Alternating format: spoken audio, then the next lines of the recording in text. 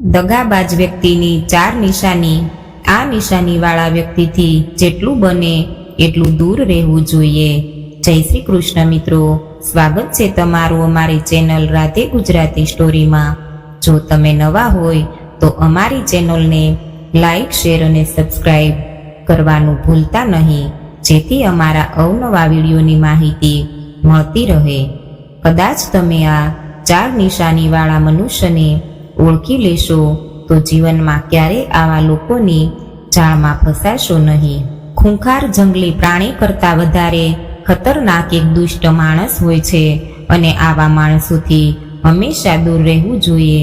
જેમ કે જંગલી પ્રાણી તો માત્ર તમારા શરીરને નુકસાન પહોંચાડે છે, પરંતુ આ દગાબાજ માણસ તમારી બુદ્ધિને ભ્રષ્ટ કરી દે છે।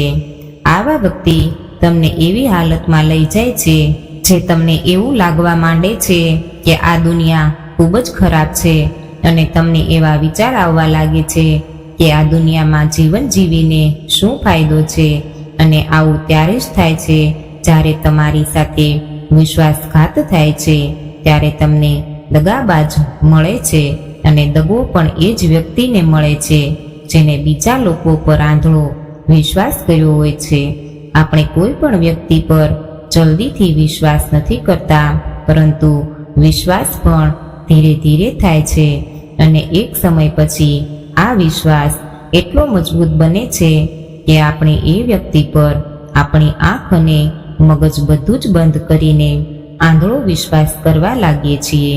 ત્યારબાદ આવી સ્થિતિમાં જ આપણો સૌથી વિશ્વાસપાત્ર વ્યક્તિ આપણને એટલો મોટો દગો આપે છે કે આપણે દુનિયાના તમામ લોકો પરથી વિશ્વાસ ઉડી જાય છે અને આપણે દરેક મનુષ્યને શંકાની નજરથી જોવા લાગીએ છીએ। આ દુનિયા દગા પર ચાલે છે। આપણે આપણા જીવનમાં ક્યારેય ને ક્યારેય કોઈ પણને દગો આપતા હોઈએ છીએ અને બીજા લોકો આપણને દગો આપી રહ્યા હોય છે।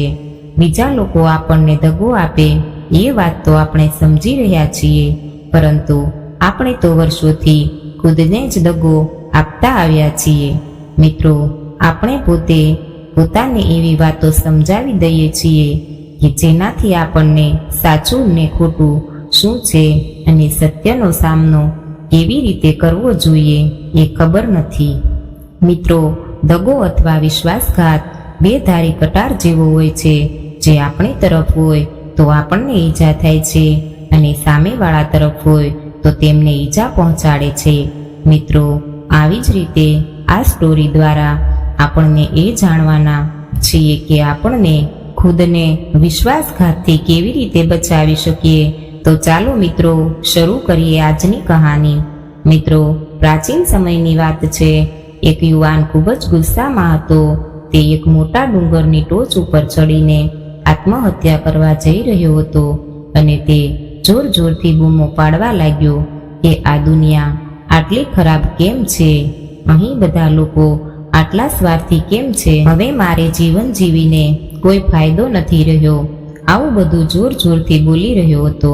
ત્યાં જ સાધુ મહાત્મા પોતાના આશ્રમમાં ધ્યાન સાધના કરી રહ્યા હતા। આ યુવાન વ્યક્તિનો ગુસ્સાભર્યો અવાજ સાંભળીને તે સાધુ મહાત્માનું ધ્યાન તૂટી ગયું અને તે સમજી ગયા કે આ યુવાન અહીં આત્મહત્યા કરવા આવ્યો છે।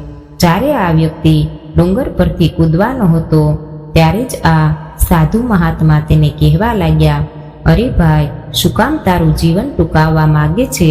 શું કામ તું આત્મહત્યા કરવા જઈ રહ્યો છે? ત્યારે આ યુવાને કહ્યું, હે મહાત્મા, મારે જીવન જીવવાનો કોઈ રસ્તો જ નથી રહ્યો, એટલા માટે હું અહીંથી કૂદીને આત્મહત્યા કરવા આવ્યો છું। ત્યારે મહાત્માએ કહ્યું કે ભાઈ, દરેક મનુષ્યને એક દિવસ મરવાનું તો છે જ, પરંતુ તારે આટલું જલ્દી કેમ? ત્યારે આ વ્યક્તિએ કહ્યું કે મહાત્મા, આ દુનિયા મારા જીવવા લાયક નથી રહી। બધા જ લોકો સ્વાર્થી છે, બધા જ દગાબાજ છે। મેં જેના પર વિશ્વાસ કર્યો હતો એણે મને દગો આપ્યો છે। મારા સગા સંબંધીએ મને દગો આપ્યો, મારા મિત્રોએ મને દગો આપ્યો। આજે તો હદ થઈ ગઈ। આજે મારી પત્નીએ પણ મને દગો આપ્યો છે। મારી પત્ની એક વેપારી સાથે ભાગી ગઈ છે। આટલા બધા દગા મળ્યા પછી મારે આ સંસારમાં જીવવાનો કોઈ અર્થ નથી. આ સ્વાર્થી દુનિયામાં કોઈ ભરોસાને લાયક રહ્યું નથી. એટલા માટે હું આત્મહત્યા કરવા આવ્યો છું. ત્યારે મહાત્માએ કહ્યું કે ભાઈ, શું તું સ્વાર્થી નથી? શું તારા પર ભરોસો કરી શકાય છે? ત્યારે આ વ્યક્તિએ કહ્યું, અત્યાર સુધી મેં કોઈ પણ વ્યક્તિને દગો નથી આપ્યો અને આ વાત તમે કોઈ પણ વ્યક્તિને પૂછી શકો છો. પરંતુ આ દુનિયાના લોકોએ જ અત્યાર સુધી મારો ફાયદો ઉઠાવ્યો છે. તો પણ મેં આજ સુધી કોઈની સાથે ખરાબ વર્તન કર્યું નથી. ત્યારે આ મહાત્માએ કહ્યું કે ભાઈ, તું તારા પર વિશ્વાસ કેવી રીતે કરું? મને સાબિત કરીને તારે બતાવવું પડશે. આ વ્યક્તિએ કહ્યું કે મારે એ સાબિત કરવા માટે શું કરવું પડશે? ત્યારે મહાત્માજીએ કહ્યું, મારા આશ્રમમાં મારી સાથે રહેવું પડશે. ત્યારે જ હું જાણી શકીશ કે તું ઈમાનદાર છો કે સ્વાર્થી, કે પછી બીજા લોકોની જેમ તું પણ દગાબાજ છે. એમ છતાં આ વ્યક્તિ મહાત્મા સાથે રહેવા માટે તૈયાર થઈ જાય છે અને મહાત્મા તેને લઈને પોતાના આશ્રમમાં આવ્યા અને તેને પોતાનો શિષ્ય બનાવી દીધો. ને આશ્રમમાં આવીને તેણે પહેલા વ્યક્તિને કહ્યું કે મને તારા પર ભરોસો નથી, એટલા માટે તારે ભિક્ષા માંગવા જવું પડશે. ત્યારે આ વ્યક્તિને ભિક્ષા માંગવાથી તકલીફ થતી હતી. તેના મોઢામાં ભિક્ષા માંગવા માટે કોઈ શબ્દો નહોતા. તેનો અહંકાર તેને ભિક્ષા માંગવાથી રોકી રહ્યો હતો. પણ તેની અંદર એક બીજો અહંકાર પણ હતો કે જે ગુરુને ખોટા સાબિત કરવાનું. ત્યારબાદ તે ભિક્ષા માંગવા નીકળી ગયો. ભિક્ષા માંગીને તે ગુરુજી પાસે આવ્યો. ગુરુના હાથમાં ભિક્ષા પાત્ર રાખ્યું. ગુરુજી કહે, મને લાગ્યું હતું કે તું ભિક્ષા નહીં માંગી શકે, પણ તે મને ખોટો સાબિત કરી દીધો. હવે તું મારી સાથે આવ, હું તને કંઈક બતાવવા માંગુ છું. ગુરુજી કહે કે આ એક ઔષધિ છે, તું ભૂલથી પણ ક્યારેય ખાઈ ના લેતો, કારણ કે આ ઔષધિ ખાવાથી મૃત્યુ પણ થઈ શકે છે. એટલા માટે તને સાવધાન કરી રહ્યો છું. થોડા દિવસ પછી ગુરુ પોતાના શિષ્યો સાથે એક જંગલમાંથી પસાર થઈ રહ્યા હતા. ત્યાં જ જંગલી જનાવરે હુમલો કર્યો. ત્યારે બીજા શિષ્યો દોડીને ચાલ્યા ગયા, પણ ગુરુજી વૃદ્ધ હોવાને કારણે દોડી ન શક્યા. આ વખતે પહેલા યુવાન વ્યક્તિએ બહાદુરીભર્યું પ્રદર્શન કર્યું અને ગુરુજીને બચાવીને આશ્રમ સુધી લઈ આવ્યો. ત્યારે ગુરુજીએ કહ્યું કે મારો નવો શિષ્ય ખૂબ જ બહાદુર છે, જેમને પોતાનો જીવ જોખમમાં મૂકીને મારો જીવ બચાવ્યો છે અને મને સુરક્ષિત અહીં લઈને આવ્યો છે. આજથી મને તારા પર પૂરો વિશ્વાસ અને ભરોસો છે. મહાત્માજી રોજ સવારે તેને એક વાત જરૂર કહેતા કે મને તારા પર પૂરો ભરોસો છે.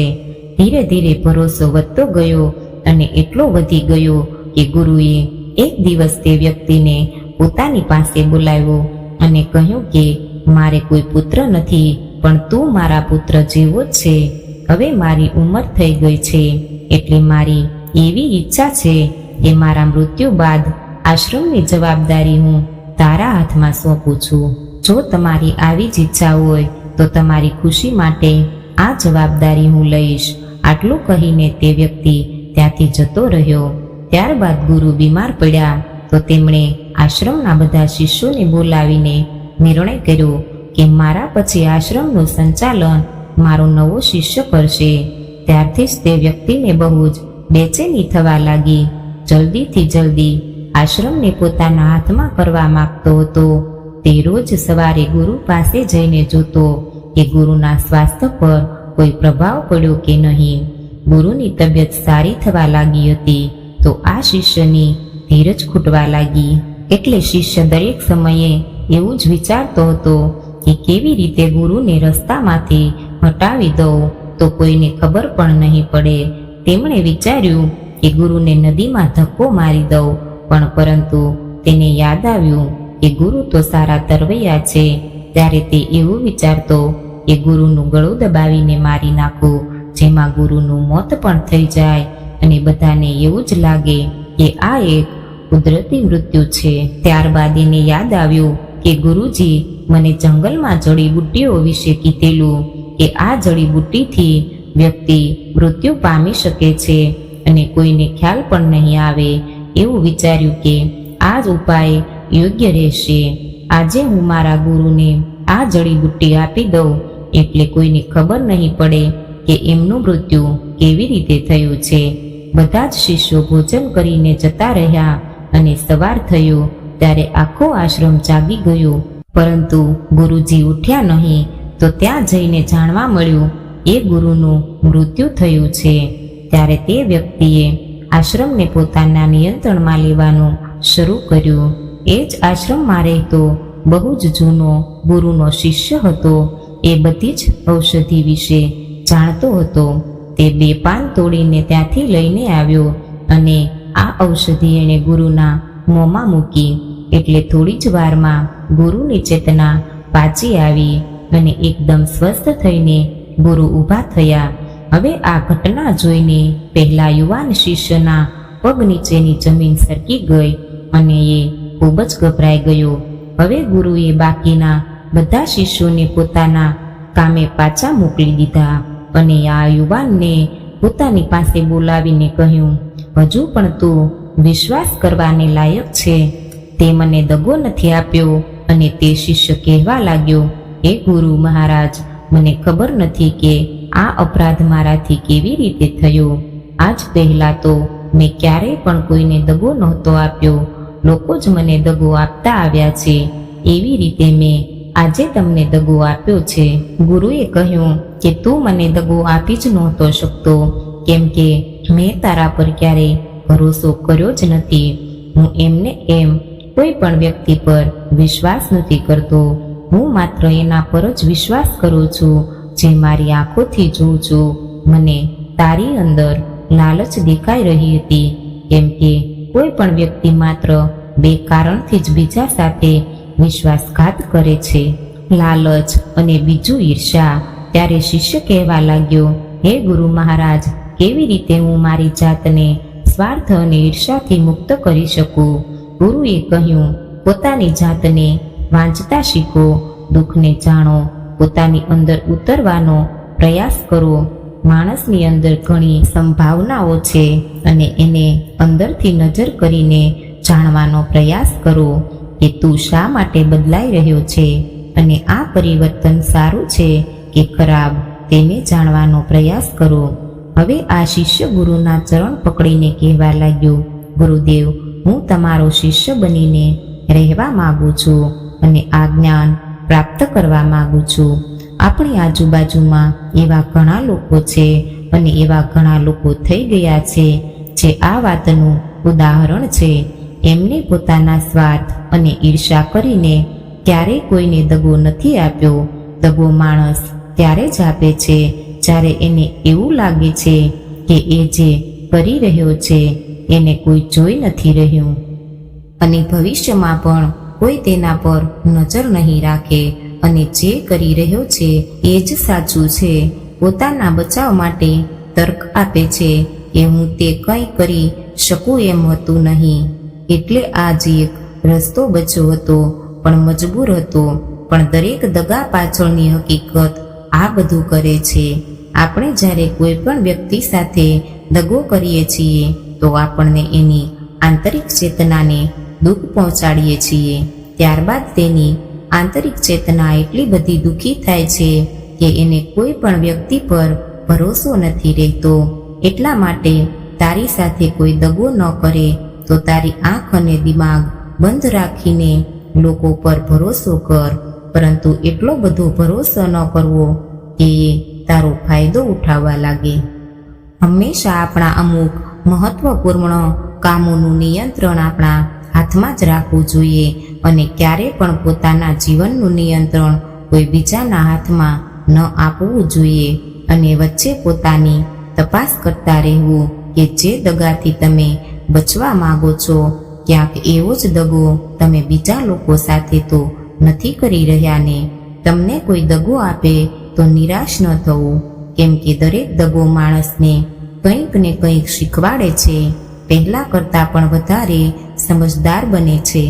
એટલા માટે માત્ર એક દગાના કારણે પોતાનું જીવન બરબાદ ન કરવું જોઈએ. એને એક ભૂલ સમજીને આગળ વધવા લાગો. મહાત્માજીએ કહ્યું, એક દગાબાજને ચાલાક વ્યક્તિની 4 નિશાની હોય છે. આવી નિશાનીવાળા લોકો દગાબાજ હોય છે, જે તમારી સુખ શાંતિ ને સમૃદ્ધિ છીનવી શકે છે અને તમને રોડ ઉપર લાવી દે છે.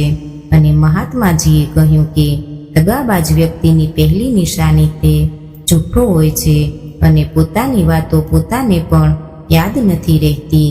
તેની જીભ વારંવાર બદલતી રહે છે અને પોતાની વાતો પર ખરો નથી ઉતરતો. તો પણ આપણે એની જૂઠી વાતોમાં ફસાઈ જઈએ એટલા માટે આપણે એને ઓળખી નથી શકતા. નંબર 2, જે દગાબાજ વ્યક્તિ હોય છે એ શું કહે છે એના પર ધ્યાન ન આપો, પણ એ તમારી સાથે શું કરે છે એના પર ધ્યાન આપવું જોઈએ. કેમ કે વાતો કરવી ખૂબ જ આસાન હોય છે, પણ કરી બતાવવું તે મુશ્કેલ હોય છે. આવા મોટા ભાગના લોકો આવી જ વાતોમાં આવીને ફસાય છે. એટલા માટે તમને ભલે ગમે તેવી સુખી વાતો કરે, ગમે તેવા વચન આપે, પરંતુ જ્યાં સુધી એ તમને કરી ના બતાવે ત્યાં સુધી ભરોસો ન કરો. નંબર 3, જે દગાબાજ વ્યક્તિ હોય તેની પાસે દરેક કામ માટે સમય હશે, પણ તમારા માટે ક્યારેય સમય નહીં હોય. તે પોતાના જીવનમાં તમારા માટે કંઈ નથી છોડવાના, પણ તમને છોડી દેશે. નંબર 4, જે દગાબાજ વ્યક્તિ હોય એ હંમેશા તમને દુઃખ પહોંચાડતા રહેશે. ક્યારેક જાણી જોઈને તો ક્યારેક એમને ખબર પણ નથી હોતી કે તમને કેટલું દુઃખ આપી રહ્યા છે. જે માણસ તમને સાચો પ્રેમ કરતો હશે એની સાથે તેમને ખુશીનો અનુભવ થશે. એની સાથે રહેવાથી તમને એવું લાગવા લાગે કે તમારું બધું જ દુઃખ ગાયબ થઈ ગયું છે. અને જો તમે કોઈ દગાબાજ વ્યક્તિ કે જૂઠા વ્યક્તિ રહો તો તમને બધું જ ભારે ભારે લાગતું હશે. તમારા અંદરથી એવો આભાસ થશે કે આ સંબંધ તમારા માટે યોગ્ય નથી. તો મિત્રો, અમારી આવી અવનવી કહાની સાંભળવા અમારી ચેનલને લાઈક, શેર અને સબસ્ક્રાઈબ જરૂર કરજો. જય શ્રી કૃષ્ણ. રાધે રાધે.